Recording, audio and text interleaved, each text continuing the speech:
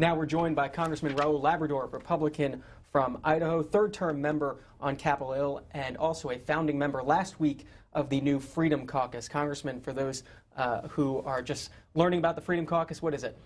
You know, we have a group of House conservatives who decided that we needed to have a smaller, more nimble group that we can work with leadership. We can set an agenda. We can talk about some freedom issues that we have all been concerned about. We can talk about the American people. We have a concern that both parties, both Republicans and Democrats, come to Washington, D.C. saying that they're working for the little people. But when they get here, what they really do is they work for special interests. They work for the people that give more money to their campaigns. And what we want to do is we want to represent the people back home. We want to let the American people know that we believe in the things that they're saying. We understand the frustrations that they have, and we're just as frustrated as they are, and we want to push that agenda forward in the House of Representatives. House conservatives traditionally joining the Conservative Republican Study Committee. How is this different? Are you concerned about the RSC? You know, some of us are concerned about the RSC. We think the RSC has grown too large. But the RSC still has a mission, and it seems in the last few years the RSC has become more of a debating society where people go in and they talk about the issues, but they don't really push leadership for more conservative or more freedom legislation.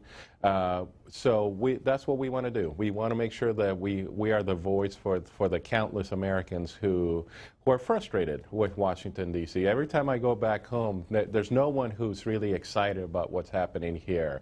And it doesn't matter what party they belong to, whether they're independents, Republicans, libertarians, Democrats. They're frustrated that they don't think the people here in Washington, D.C. are listening to them. Does the timing of the formation of the Freedom Caucus have anything to do with the new chairman, Congressman Flores of Texas? Not necessarily. You know, several of us were talking about doing this for the last 2 years, which obviously Bill Flores was not the chairman of the caucus at the time. But some of us believe that the group had just grown too large to be effective. It's very difficult when you have a group that claims to stand for the conservative principles that the Republican Party is supposed to stand for, and it's really just as big as the rest of the caucus. So a $4 trillion budget hits Capitol Hill yesterday. How does the Freedom Caucus feel about the president's new budget? You know, we haven't talked. We had our meeting last night, and we're going to have a budget task force in the Freedom Caucus. We have some people that are on the budget committee that are experts on the budget committee, and they're going to be getting together. But the initial impression is just, you know, more of the same. This president is not serious about what's happening in Washington, D.C. He seems to misunderstand the message that the American people left or made in November. The American people want less spending, less government, less regulation, and what this president wants is more of the same.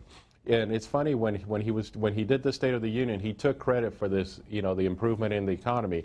And I admit that there has been an improvement in the economy, but what he fails to tell the American people is that the economy improved over the last 4 years that we took over the House of Representatives. What we did is we stopped his spending. We stopped his overregulation. We stopped some of the things that he wanted to do. He has a budget that goes on without ever balancing.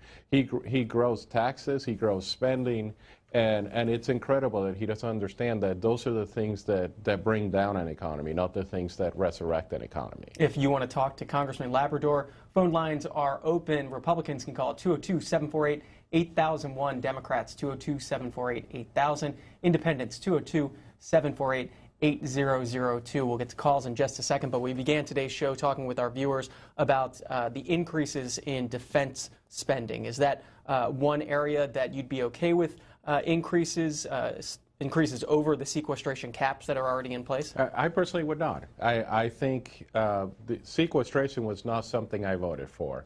I didn't vote for that budget, but we need to stop spending in Washington, D.C. We need to stop the amount of spending that we do, and sequestration has been the only thing that this president has done that has actually decreased spending, has actually tried to bring to balance what we're doing in Washington, D.C. So I personally would not be for getting rid of sequestration unless you're replacing it with entitlement reform, unless you're replacing it with something else. But what happens here in Washington is that you have both parties. You know, the Republican Party has its sacred cows, and the Democratic Party has its sacred cows, and they both agree to not touch each other's sacred cows, to not do anything about each other's sacred cows, and that's why we have the kind of spending that we have. That's why we have the kind of deficits and the kind of spending that we do here in Washington, D.C. And the president has linked the increases in defense spending to increases in non-defense discretionary spending. Yeah. Do you think both of these move through together? I think that's what the president's going to try to do. I think he's going to try to get Republicans to agree with him. You know, you give the Republicans the increases in spending in defense, and the Democrats are going to get the increase in spending. I mean, the increase in spending in defense, and the Democrats are going to get the increase in spending in their programs. And I think that's why we need to be careful with what the president is suggesting.